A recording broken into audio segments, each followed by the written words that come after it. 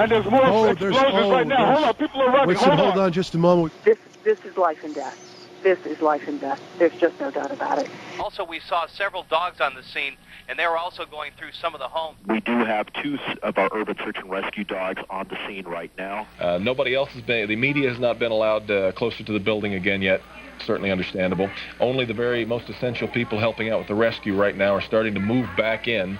And it will only be once they get back inside that building that we get an idea of the kind of scale of work, not only that has already been done, but that there is left to do. Devin, we have some urgency out of a local hospital, as we do out of all of them in the Oklahoma City area. But at Southwest Medical... The Oklahoma City bombing was certainly a life-changing event. It wasn't my intention ever to spend the next 20 years doing anything that I could think of at that time. Disaster search appealed to me because you had a known footprint to search.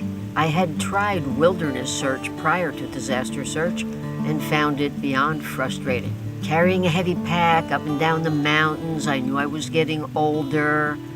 The mountains would get taller and steeper. The footprint of a building and possibly a live person or two in there was intriguing. Oh, the training back in 1988, 89, 90. Nothing like it is today. At the beginning, I wanted 2 things answered.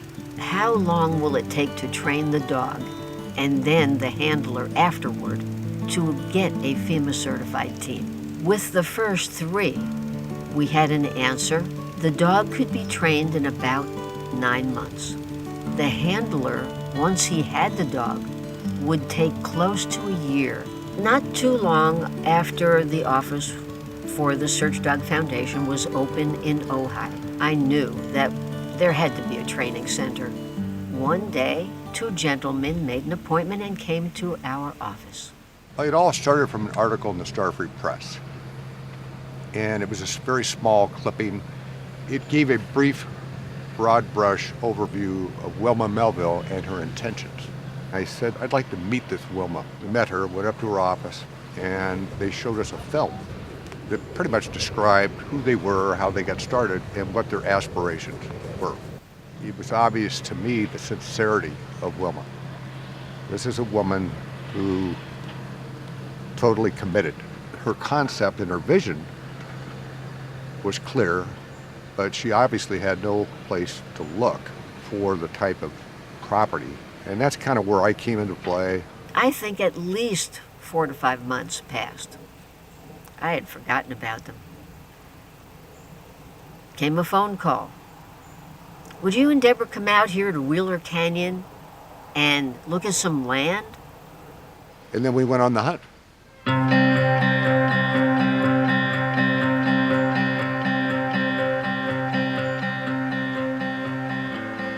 First phone call I received. The call I received was, hey Steve, we've got this group that's out of Ojai building this training center for dogs in Santa Paula.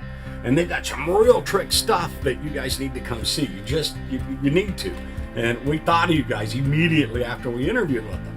And I told them, I said, thanks for the call, Stuart. It's a bit far from home. President of our company, Mike Deaney. Mike doesn't like traveling too far from the home base, but I'll pass it on to him. Mike came down and met these people.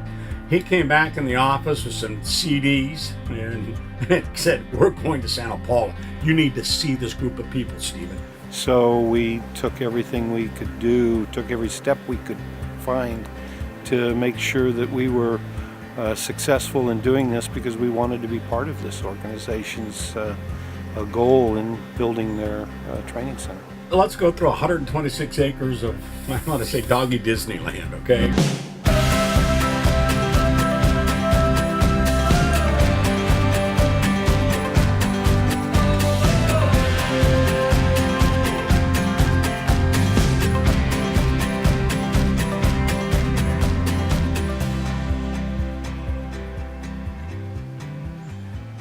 Petco Foundation has been one that has joined us in a large way so that they could name the Petco Foundation Canine Pavilion. What a wonderful building that is.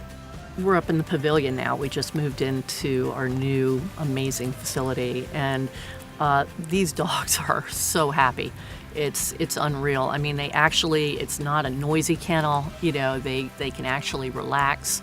It's state of the art. We have a residence in the back for a caretaker. We have offices because, as you saw, Search Dog staff is now housed in there. We have classrooms for teaching. We have a hospital area for the dogs, a vet area, and we have kennels all under the same roof. So this is the main housing area for the dogs. So you can see we have 20 new kennels in the pavilion. And so in terms of conditioning, you know, these dogs are athletes. They have to work out every day. We have to keep them in top-notch shape. In addition to the treadmill conditioning, we also do trails. As you can see, we are surrounded by these amazing trails. We have a grooming facility that is amazing, you know, and before we were doing it in a tub on the back porch, you know, so we are very grateful for all of that. This training center is very unique. It is the only training center in this country that is specifically designed for canine disaster search. Those unique experiences on deployment are what we're trying to bring here. So at any time that I would run into a challenge, you know, or see a challenge for others, we've incorporated props here that will replicate that. We want to push them to failure so that we can see where those issues lie. A handler can come here and focus 110%, whether it's 3 days or 3 weeks, on moving himself and his dog down the road to becoming an excellent team. These skills that they develop through this agility training is important because they're going to encounter all these things when they go on a deployment. They're going to have to be comfortable with a plank or a surface that wobbles or moves under their feet and not be worried about it. They need to learn how to control their body weight so that they carefully step across all the little pieces of rubble, and if they place their foot on a piece of rebar, they can pull it back before they get themselves hurt. So all of this is very important. Behind me, you'll see a row of barrels. That's how we train the dogs to begin their search work and their alert work, which is the bark. This is all just pure odor equals reward, and the dog figures it out on their own. The other thing that makes this training center different for canine disaster search is it's the only one where you can come and have professional trainers to help you and to assess you and let you know where you are. I think one major thing that people need to know about SDF, they're always here for us. Whether it's training needs, whether it's veterinary needs, whether it's just an ear to call and vent about issues we may be having with training. So it's not only the training facility, but it's the staff that we're able to make contact with, and the support we have and our department has at no cost to the department is amazing. We're standing in the middle of Search City. It's not fully completed yet. When it is done, everywhere that you see that's dirt will be full of debris. And it will resemble a city block or your neighborhood USA that's been devastated.